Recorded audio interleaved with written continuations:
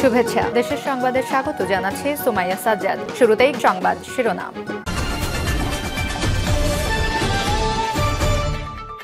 মুক্তিযোদ্ধাকে হেনস্থার ঘটনায় জামায়াতের নিন্দা। এরপর জানিয়ে দেব, জিয়াউর রহমান শ্রমিকদের সঙ্গে নিয়ে বাংলাদেশ সমুদ্র করেছেন, বলছেন ব্যারিস্টার সালাম। আরো জানিয়ে দেব, মৌলভীবাজারে বিএসএফ এর গুলিতে চা শ্রমিক হত্যার প্রতিবাদে মানববন্ধন। এদিকে দুর্নীতির বিরুদ্ধে জিরো টলারেন্স নীতি ঘোষণা, হাসিনা নিজ ঘরে রোপণ করেন দুর্নীতির বীজ বৃক্ষ।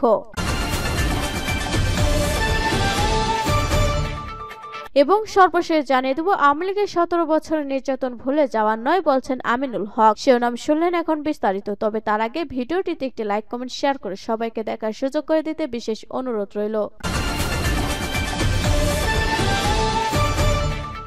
মুক্তিযোদ্ধাকে হেনস্থার ঘটনায় জামায়াতের নিন্দা। কুমিল্লার বীর মুক্তিযোদ্ধাকে হেনস্থার ঘটনার নিন্দা জানিয়েছেন বাংলাদেশ জামায়াতে ইসলামী। এক বিবৃতি দলটি জানায়, মুক্তিযোদ্ধার জাতীয় শ্রেষ্ঠ সন্তান। শুধু বীর মুক্তিযোদ্ধা নয়, দেশের কোন নাগরিককেও হেনস্থা করার সমর্থন করে না জামায়াত। এই দুঃখজনক ঘটনার সঙ্গে জড়িতদের দ্রুত গ্রেপ্তার করে আইনের আওতায় সোপর্দ করার জন্য আমরা সরকারের কাছে জোর দাবি জানাচ্ছি। বিবৃতিতে দলটির নেতারা জানান, দেশের বিভিন্ন পত্র-পত্রিকা ও ইলেকট্রনিক মিডিয়া এবং সামাজিক যোগাযোগ মাধ্যমে প্রকাশিত কুমিল্লা জেলার 14 গ্রামের বীর মুক্তিযোদ্ধা আব্দুল হাই কানুকে হেনস্থার ঘটনায় আমাদের দৃষ্টিগোচর হয়। আমরা এই দুঃখজনক ঘটনার তীব্র নিন্দা ও প্রতিবাদ জানাই। এই ঘটনার সঙ্গে জড়িতরা জামায়াতে ইসলামীর কোন পর্যায়ে নেতা বা কর্মী নয় উল্লেখ করে তারা জানান, জামায়াতে ইসলামী কোন পর্যায়ে নেতা বা কর্মী আইন নিজের হাতে তুলে নেওয়া কোনোভাবে সমর্থন করে না এবং প্রশ্রয় দেয় না। আমরা স্থানীয়ভাবে খোঁজ খবর নিয়ে জেনেছি, আব্দুল হাই কানু তার নিজ এলাকায় হত্যা মামলা সহ 9টি মামলায় আর আসামি। আমরা মনে করি এ বিষয়ে আইন শৃঙ্খলা বাহিনী তার বিরুদ্ধে যথাযথ ব্যবস্থা নেবেন। আইন নিজের হাতে তুলে নেওয়ার অধিকার কারণেই আমরা ঘটনার সাথে জড়িত ঢাকায় অবস্থানকারী আবুল হাশিম ও দুবাই ফেরত ওহিদুর রহমানের শাস্তি দাবি করছি এবং কোনো অবস্থাতেই দেশবাসীকে আইন নিজের হাতে তুলে নেওয়ার আহ্বান জানাচ্ছি। জিয়াউর রহমান শ্রমিকদের সঙ্গে নিয়ে বাংলাদেশ সমুদ্র করেছেন, বলছেন ব্যারিস্টার সালাম। শ্রমিক দল দক্ষিণ সুরমা উপজেলা কর্মী সভা মোগলাবাজারে অনুষ্ঠিত হয়েছে। গতকাল রোববার রাতে আয়োজিত কর্মী সভায় প্রধান অতিথি বক্তব্যে বিএনপির আন্তর্জাতিক বিষয়ক সম্পাদক ও তারেক রহমানের মানবাধিকার বিষয়ক উপদেষ্টা ব্যারিস্টার এম এ সালাম বলেন, শহীদ প্রেসিডেন্ট জিয়াউর রহমান শ্রমিকদের সঙ্গে নিয়ে দেশকে সমৃদ্ধ করেছেন। জিয়াউর রহমানের হাতে গড়া সংগঠন শ্রমিক দল রাজনীতির পাশাপাশি মানব সেবায় অগ্রণী ভূমিকা পালন করছে, যা প্রশংসনীয়। দক্ষিণ সুরমা উপজেলা শ্রমিক দলের সভাপতি শাহ আব্দুল মুকিতের সভাপতিত্বে ও সিনিয়র সহ-সভাপতি জুয়েল ইসলাম জুমেলের পরিচালনা কর্মী সভায় বিশেষ অতিথি বক্তব্য রাখেন শ্রমিক দলের কেন্দ্রীয় সাংগঠনিক সম্পাদক সিলেট জেলা শ্রমিক দলের আহ্বায়ক মোহাম্মদ সুরমার আলী। মৌলভীবাজারে বিএসএফ এর গুলিতে চা শ্রমিক হত্যার প্রতিবাদে মানববন্ধন। বিএসএফ এর গুলিতে চা শ্রমিক গোলাম হত্যার প্রতিবাদে মৌলভীবাজারে মানববন্ধন করেছে সমাজতান্ত্রিক ছাত্র ফ্রন্ট। গতকাল দুপুরে মৌলভীবাজার চৌমুহনা পয়েন্টে মানববন্ধন ও প্রতিবাদী পথ সমাবেশ অনুষ্ঠিত হয়। জেলায় বড়লেখা সীমান্ত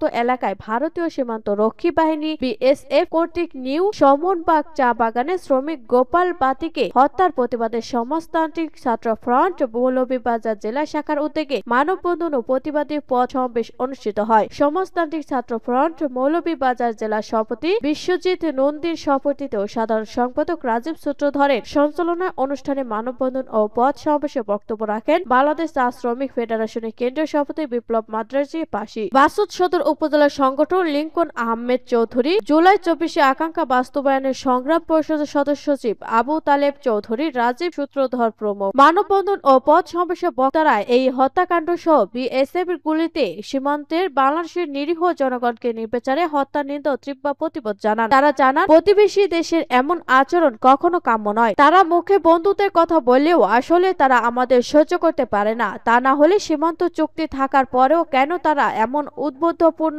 আচরণ দেখাবে, এমনটি আজ এদেশের মানুষের প্রশ্ন। বিএসএফ বড়লেখা সীমান্তে চা শ্রমিক গোপাল বাতিকে গুলি করে হত্যা করেছে। ভারত যদি যদি সীমান্তে হত্যা বন্ধ না করে তাহলে লং মার্চ টু ঢাকা অথবা লং মার্চ টু দিল্লি হতে পারে বলে হুঁশিয়ারি দেন। দুর্নীতির বিরুদ্ধে জিরো টলারেন্স নীতি ঘোষণা, হাসিনা নিজ ঘরে রোপণ করেন দুর্নীতির বীজ বৃক্ষ। ছাত্র জনতা গণ অভ্যুত্থানে ভারতে পালিয়ে যাওয়া সাবেক প্রধানমন্ত্রী শেখ হাসিনা ও তার পরিবারের সদস্যদের দুর্নীতি ফিরিস্তিরি একে একে প্রকাশ পাচ্ছে। দুর্নীতির বিরুদ্ধে জিরো টলারেন্স বক্তৃতা দেয়া হাসিনার সন্তান ও বোন ভাগ্নেরা ছিলেন অকণ্ঠ দুর্নীতিতে নিমজ্জিত। নিজ ঘরে তিনি রোপণ করেছিলেন দুর্নীতির বীজ বৃক্ষ।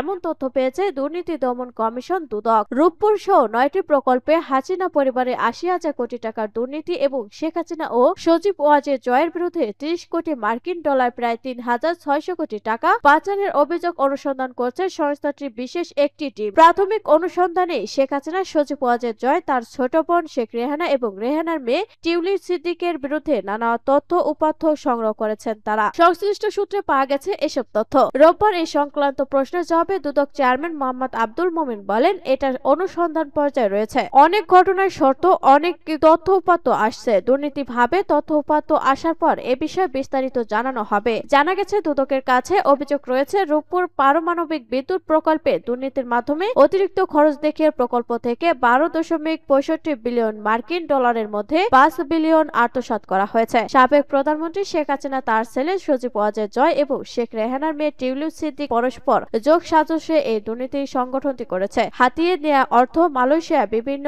অফশোর ব্যাংক অ্যাকাউন্টের মাধ্যমে পাচার করেছেন তারা। প্রাথমিক অনুসন্ধানে দুদকে প্রাপ্ত তথ্য জানা গেছে টিউলিপ সিদ্দিকের চাচা তারিক আহমেদ সিদ্দিক ছিলেন প্রাথমিক প্রধানমন্ত্রী শেখ হাসিনার নিরাপত্তা উপদেষ্টা। তার স্ত্রী ও মেয়ে লিমিটেড নামে একটি ভুয়া কোম্পানির অংশীদার। এই কোম্পানি এবং আরেকটি বিতর্কিত কোম্পানি ডেস্টিনি গ্রুপের মাধ্যমে প্রায় 900 মিলিয়ন ডলার যুক্তরাজ্য সহ বিভিন্ন দেশে পাচার করা হয়েছে। এ তথ্য দিয়ে যুক্তরাজ্যের Jamuna investment and properties limited নামে কোম্পানি খোলা হয়েছে। আরো জানা গেছে রাশিয়ার কাছ থেকে 400 কোটি টাকা পাউন্ড ঘুষ নেওয়ার অভিযোগে যুক্তরাজ্য লেবার পার্টির মন্ত্রী টিউলিপ সিদ্দিককে জিজ্ঞাসাবাদ করায় যে খবর গণমাধ্যমে প্রকাশিত হয়েছে সে সম্পর্কে তথ্য উপাত্ত সংগ্রহ করছে দুদক। রোববার রাতে লন্ডনের টিউলিপের কার্যালয়ে যান ব্রিটিশ মন্ত্রিসভার ন্যায় ও নৈতিক বিষয়ক বিভাগের সদস্যরা। দুদক জানতে পেরেছে 2014 সালে যুক্তরাষ্ট্র বনাম রিজভী আহমেদ মামলায় সজীব ওয়াজেদ জয়ের নাম প্রথমবার অর্থ পাচারের সন্দেহভাজন হিসেবে উঠে আসে। পরে মার্কিন গোয়েন্দা সংস্থার তদন্তে জয়ের জড়িত থাকার প্রমাণ পাওয়া যায়। তদন্তে উঠে এসেছে